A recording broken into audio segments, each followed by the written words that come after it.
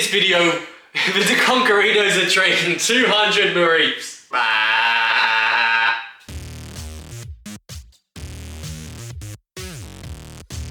You know how it goes on this channel, guys. We've traded 100 of so many Pokemon. What have we traded? We've traded hundreds and hundreds. We've traded Charmanders, we've traded Phantoms, we've traded Phantoms, we've traded Sunkens, we've traded something else. We've traded a couple more that you guys haven't seen yet. It's coming soon. But right now, today, we have 200 Mareeps. Now, you guys know what it was. The Mareep Community Day Classic was, from a point of filming this, a couple weeks ago now. But from that day, we've saved up 200 Mareeps. And we're going to trade them all because I didn't get a Hundo on the day. I didn't get a Hundo on the day. We want the Hundo. We want the Hundo Mareep. We want to be able to shear that. We want to be able to insulate my bed. UGG called. They want us to fund them. Just plug UGG. Yeah. Nicely done. Without further ado, we're just going to go straight into the trades. We're doing 200 back to back. Now, you might be asking, how is that possible? Well, we don't sleep. Big night ahead. Yeah. Lots of coffee. That being said, we're only going to check in halfway this time. I would actually like to say before we get into it, these videos are long-winded. We enjoy using these videos as a bit more of like a getting to know us. Yep. We get to talk some smack. So we hope you enjoy it. If you do, leave us a like, subscribe, comment, let us know what other Pokemon you want us to catch so that we can trade them. And if you've got any questions you want to know about us, send them through and we might even answer them next trade challenge. Yeah, write them in the comments of this video if you do have any, and we will answer them in the next video. Hundo trades, yeah. Let's send it. Let's do it. The search for the Hundo, the hunt for the Hundo continues. It does. Start off with the classic question. What are you going to do with your Hundo Mareep if you get one? Shepherd it. Shepherd it. Look after it, you know. Look after it. What are you going to feed the Mareep? I'm probably just going to let it graze. Let it graze. My family used to own a sheep. And they would one sheep or multiple sheep? One sheep. Okay. And they would keep it in the backyard to keep the grass short. That's fair. Yeah. I like that. It would just eat the grass. It would graze. Yeah. In Burwood, when I was younger, there used to be a house that owned a goat that would just trim the garden. Also, lucky. You'll love to see it. It's not a Hundo. That's just going to get transferred, to be honest. What are you doing with your Hundo Mareep? Honestly, I'm probably going to shear it and turn it into maybe a coat. Coat? Yeah. Use it to line like one of the denim coats that I got. Yeah. I like its yellow fur. I think it's very fashionable. I might even start a side business and start selling Mareep wool. I feel like it would go off. I feel like there's heaps of hipsters out there that would love a bit of yellow wool. Question, actually, random thought. Do vegans believe in wool? Like as a god? I don't think so. You know what I mean? Like, is it legal in vegan world to own things with wool? I think so. I would say so too, but then again, I also think honey is. Is honey? I don't know if you can have honey as a vegan. It depends on the vegan. It does depend on the vegan, yeah. It's a tough question, right? Because like some vegans don't, I mean most vegans I'd say don't wear leather. They'll wear artificial leather. But you have to kill the cow to get the leather. Whereas you need to sheep a sheep. You need to sheep a sheep. You need to shear a sheep for the sheep's own well-being. Yeah. Yeah, but do you have to milk a cow for a cow's well-being? Sure, a cow doesn't mind it. I don't know. You know. What I'm saying is, vegans also don't drink milk, right? Like cow milk, because they think it's unethical. Unethical. But really, is it? I don't know. I actually don't know the answer to that. This is just being controversial now. Well, I think a part of it as well is the manner in which they milk the cows. It's not just a farmer sitting there on a bucket. Like they're locked into these things and milked mechanically. You said, yeah. The old mechanical milking. Turbo milk at 3000. The old milk shaker. But yeah, I'd probably start a side business and sell yellow Mareep wool for the Hundo. And I could sell it as Hundo Mareep wool. Surely be worth more. HMW for short. Yeah. Maybe. HMW Industries, potentially. You got any burning questions, bro? How do you get rid of chlamydia? See your GP. Fair. Any other Oh, I see burning question. Yeah. Oh, that was clever. That was way more clever than I expected that to be. What Pokemon that's not a starter would you like to see come to a community day that we could do like 200 trades like this? I'm actually not sure. Do you have any? I'll have to think about it. While I'm thinking about it, do you have any on the top of your mind? You know what would be mad? Pidgey. Pidgey Community Day would be sick. Also guys, I don't know if you've noticed, but Dom and I have been hitting the gym. Can you tell? I almost broke a wrist doing that. So, if you see us getting bigger... Steroids. Steroids. Let us know, give us a like. Yeah. We're doing it for you, not for us. Halfway point update. Any Hundos? No. No Hundos. Any Hundos? No Hundos. No Hundos. You got close. I got close, got 98. 98, but no Hundo. No Hundos. Well, the hunt continues. Definitely. Question for you guys. Crocs, practical or impractical? Fashionable or unfashionable? At the start of the year, if you asked me how I felt about Crocs, I'd be sitting on the fence. Come to the end of 2023, and I am hanging out in the backyard now with Crocs. Yeah.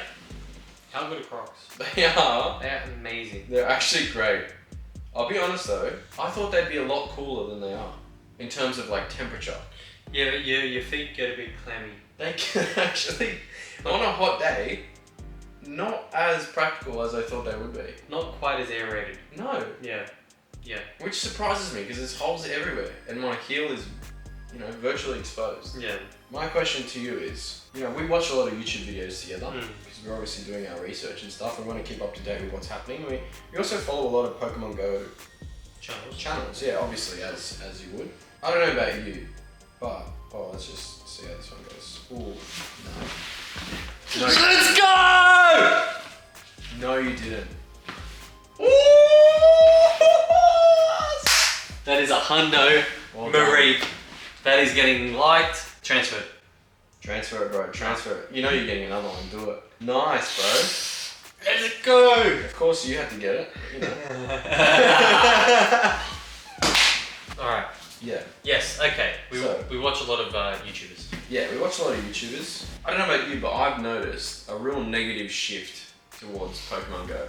Now, I can say many things at this point, but my question to you is, how does it make you feel? If you're going to be negative about the game, that's fine. I mean, I think a lot of these people have done it for years and years and years. So I can understand how a game that you've played for like the last 5-6 years of your life, if it's not doing enough to keep you entertained, you're gonna feel a certain way about it. And like these are people that have made a living off it. Yeah, for sure. In saying that, if you don't want to play it, I mean, fine. Just like I think what's happened is a lot of people have been burnt out with it, so they're not innovating any new ideas for stuff to do in the game. I feel like coming into it, we're like, oh, we can do this, and this. And there might be things that other people have done. To be honest, I think we're innovating a few new things. Yeah, I think we've definitely already done things that people haven't. Yeah, and I think our approach to it is definitely new. Yeah, it's innovative. Yeah. It's energetic. So I feel like we're bringing a new lens to it. Yeah, and if these people don't want a break, fine. We'll take over the space. Yeah. We're okay to do that. Yeah, I actually 100% agree. I think, you know, fair play to them, like you said. They've obviously got their own emotions and ways they feel about it. But I think with any game, it's what you make of it, especially if you're putting content out. It's really how you look at it, I think. Now, with that being said as well, I think, like, I mean, I played it on and off from 2016. So, you know, I'm emotionally attached to Pokemon itself, but like the Pokemon Go game, not as much as I would say. Yeah. As some other content creators. Some of the things that have happened lately on the game probably not up to scratch, I would say. Yeah, I mean, I think because when I wouldn't say not up to scratch, but could be better. So I do understand where they're coming from in terms of providing feedback, is what I'm trying to say. You know? I mean, look, in saying all of this as well, I think one of the things that we're keen to do is to collaborate with some of these streamers. True. Anyone that we can get to, really. Anyone that might see this, or if you want to send this to them or whatever. Yeah, tag them in it. Tag them. We got a whole bunch of challenge ideas that will be coming out, and it'd be great for other people to take part. 100%. I would honestly love to be able to bring a new energy back to the game. And I think for me that's part of the reason why I bring up this topic, is because I think it's kind of, all the negativity towards it is kind of sapping the energy out of the game for a lot of these people, and for a lot of people that watch it. Yeah. I feel like that's a bit of a negative feedback, or I'm being honest. But yeah, I think for me, I think a goal that I personally set for us on this channel, especially seeing all this stuff that's happening around, I'm keen to bring a new energy to the space and a new positive energy to the game, to be able to create some new challenges for people to see and get involved with, and not only for us to do it, but for other streamers to get involved and for you guys to do it with your friends. Like, yeah, there's plenty of capacity in this game. Daily trade limit reached. So that is the first 100 Mareep trades done, dusted, down, finished. So quick recap. Yeah, tell them, Dom. Dan, any hundos? No hundos from me. Any hundos from you? Well, yeah, one. One hundo. How many 98s have you got? Clearly entertained. I have 2 98s, which is absolute rubbish if you ask me. To bring you guys along of a journey, it's 9:43 p.m. now. We're gonna Sydney Eastern Standard Time. Yeah, we're gonna do some stuff. We're gonna, and we'll come back at midnight. Yeah. Things might get a bit crazy. Yeah, for another 100 trades. Yeah, yeah. Ready for me to get that hundo. Yeah, he's getting this one. So stay tuned, because it's coming. Now, alright. You got the hundo? I have got the hundo. I haven't got the hundo. Not yet. Not yet. Not yet. I will have the hundo soon. You will, you will. Yeah. So yes, to touch back on Yeah. To touch back on the question, Questions. what would you add to the game then? Well, I think, like I said, like we've actually discussed previously in one of our shorts, I would like to see raid passes be able to be won in the PvP battles. Yep. So I think that would be a good addition. Do you have anything on the top of your mind that you would add? Well, I was going to reiterate that point. I think you made a very good point with that. I think more research. Yeah, I agree with that. Like the tasks that come out. Like, it's great that we get one for every like sort of event.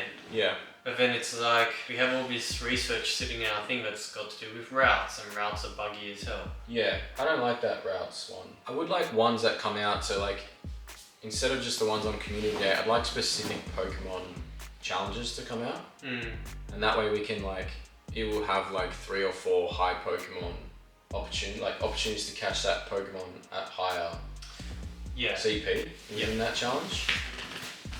I don't know what you would do. I think it could just be like around general gameplay, like how many kilometers you walk, how many Pokemon you catch, and it gives you an opportunity to catch that Pokemon at a high chance of it being a high CP. Yeah, because when you're doing the challenges and the random Pokemon ones, they obviously come out usually 2 stars or higher, right? Yeah. So I'd like to see that. That could be a good idea. I do really like. You know what feature I actually really like? Is their maps. Is it maps? The campfire feature. Oh yeah. I think it's a great way to connect like communities that are a bit more remote. I think also limiting it to 5 remote raids is a bit short, if you ask me. Yeah, see, I think they could do more. Like, honestly, they're just going to make more money anyways. Yeah. Like, I don't see how that benefits anyone. I think also I'd like to see the trade limit increased. Like, I'm happy, like, I'd like to see 250 trades a day. Yeah. Because I think it's possible. I think if you're going to do that, you need to speed it up. Yeah, How many people are going to sit down for 2.5 hours of just trades? Yeah, no, I agree with that. I think that whole trading animation should be sped up, if I'm being honest. Yeah. I think they tried to speed it up, but it still feels pretty slow. Just on the raid pass, on the amount of raids a day, I kind of don't mind it being 5. Why is that? Because for a lot of them, maybe for like the legendaries, right? Because they're supposed to be like hard to get. Yeah. Like in the game, you would only ever get 1 legendary. So like what we did with Rayquaza was outrageous. Like, it'd be kind of cool, it was as outrageous. Frustrating as it would be. Yeah. To like have half the Rayquazas we had, because then it would have made the ones that we did so much more like, oh. Yeah, that's true. But also, it took me like 70 Rayquazas to get a good one. So, I'd be pretty fuming if I went out for Rayquaza day. Raise the odds of finding a good one and like keep the because at 5 raid passes it stops people from just spamming. Yeah. You know what I mean? Yeah, that's also true. But I don't think 10 really increases the odds that high. No. Like, I mean, it does a little bit, yeah. How many Pokemon do you do 10 raids for and get a Hundo? I have never done that. Yeah. Have you ever got a Hundo from Mareep? No. Have you?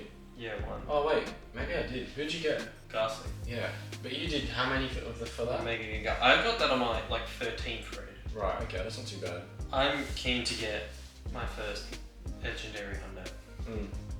Don't have one yet. Yeah. No. Fair enough. And my concern is going to be getting one of these legendaries that I don't like, that don't hit that nostalgia point for me. It's a nice way to put it. As a Hundo. Bah. You're all sheep. Oh. In light of this video, we need to tell that story. You tell it. Oh gosh. Alright, so what year? Flash us back to about year 10, I reckon. Year 9? Would have been about year 10, yeah. Yeah, year 9 or year 10, we're at high school. Just for some context, we had 200 boys, or approximately 200 boys in our year at school. Yeah. We went to an all-boys school, so you could probably, draw some similarities between our schoolyard and, a prison yard, I would say. Yeah, it was chaos. You'd never put 200, like what I've learned, never put 200 boys growing up through puberty in one place and expect it to go well. Yeah. It's a recipe for disaster. So our year was known as being a really bad year. Troublesome year. Yeah, we were troubled. There was a handful, and when I say handful, there was probably like 20, 30 boys that were like consistently in trouble. Yeah. Yeah. Like you knew who to go to. Don't get me wrong though, it was a really good time. I actually, telling stories with friends and people I meet and stuff, you kind of learn that not everyone had that experience, which is really weird because it seemed normal to me to bag out a teacher and do some dumb stuff, if I'm being honest. We digress. In light of this video, you might think that, Mareep is a sheep. You would be correct, I would say. An electric sheep. One thing that people called us, one specific teacher actually, would call our year group, our 200 boys, he would call us all sheep. And the reason he would call us sheep is because when one bah, the rest of them would bah. Mob mentality. Yeah, mob mentality. Yeah, definitely. Yeah. That was another thing that was thrown at us actually. Yeah, for the sake of the teachers' integrity, and maybe the integrity of the school. Do you know what his first name was? Mister? Don't know. I didn't really care for him, if I'm being honest. He is a bit of an asshole, if I'm being for real. Yeah, he kind of was pretty rude to me on a few occasions. And rude to most students, I would say, unless you're in his class. Yeah. Or in his group, his house group. Yeah. Or you were missing. Oh, we should probably cut that bit. I digress again. Where we would sit for high school was in the front yard of the school, you would say. So there was a pathway down from where the staff room was, the staff room. They would go down a set of stairs and they would have to walk through our yard to get to the canteen. The back stairs of the canteen, which if you're a student, you can't go in the back stairs, it's illegal. Teachers could go down the back stairs. So this teacher has decided to go from the staff room down those stairs through our yard to go into the canteen. And I don't know what happened on this day. I couldn't tell you what day it was. Something had stirred the pot. It usually didn't take too much. It could have actually been genuinely nothing. Someone just wanted to stir the shit. Basically, what happened is this teacher's walking through and 200 boys started going bah at this teacher. So you can imagine one person, you heard how loud that was, and I'm trying to be quiet. You can imagine what 200 boys of that sounds like at one time trying to be loud. It is going to irritate you and get under your skin. Now this teacher had a receding foreline, a receding hairline, forehead exposed, some really probably still has, to be honest. He had some good satellite ears on him. He was getting FM radio in the outback. He had the counter-attacking sides.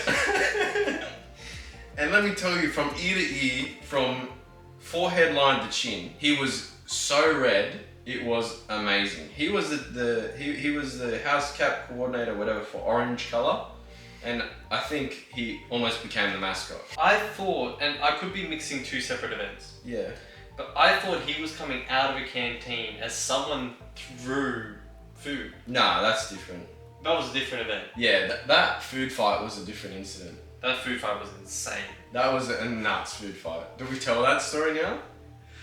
So what happened to food fight? Do you know what kicked it off? I do know what kicked it off. Do you know what kicked it off? No. As I said, 200 boys in our school. We obviously had to congregate somehow. Like we had this, split into groups. You couldn't sit 200 boys all together. It's virtually impossible. Pretty much, groups are formed based on how troubled you were, how troubled you wanted to be, and your culture. That was pretty much the three key things that kind of, and you would influence that. And you would move around. Some people would move around. Some people would move around. There'd be floaters. I would consider myself a floater. I was definitely a floater. I think you were a floater. Yeah. Some people would stay primarily in their group. Definitely. Particularly if you were of, we'll call it Greek origin. You didn't get out much. Yeah, there was no room for moving. Yeah. This is fair. You were stuck. What happened was, like, above the canteen sort of exit, there was one group of boys, and I think that was like sort of like a collection of the group of the Greek European group, and like intertwined with some of the troubled kids.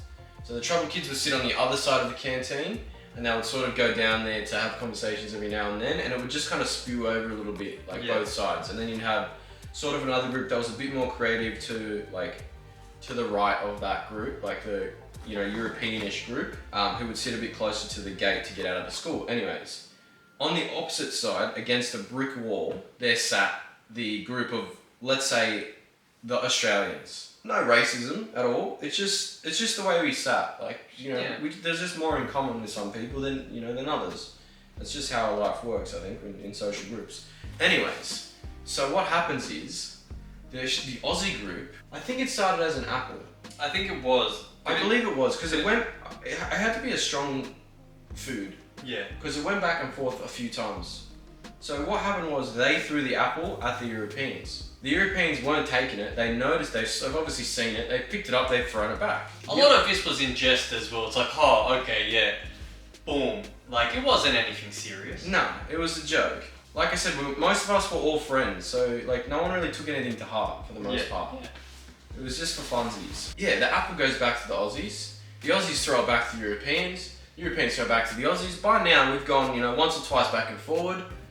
Now they've decided, let's throw a few more things. I don't know what food items get thrown, but we're talking like the stockade of recess and lunch starts coming out. So not only is the Aussies throwing back and the Europeans throwing back, everyone's noticed what's going on at this point because there's an absolute bombardment of food going either side. You could say there's a mare.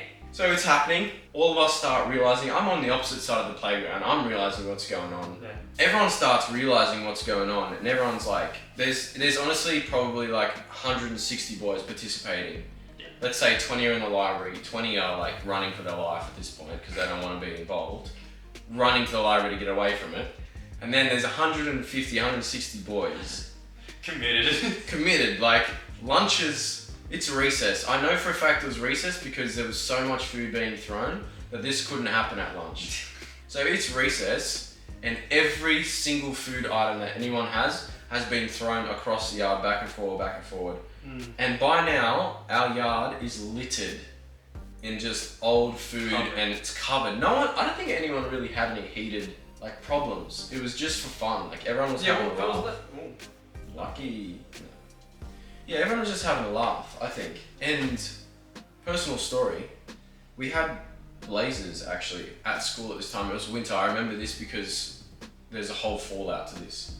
So I had my blazer on my bag, right, which sat above, like it sat under a window.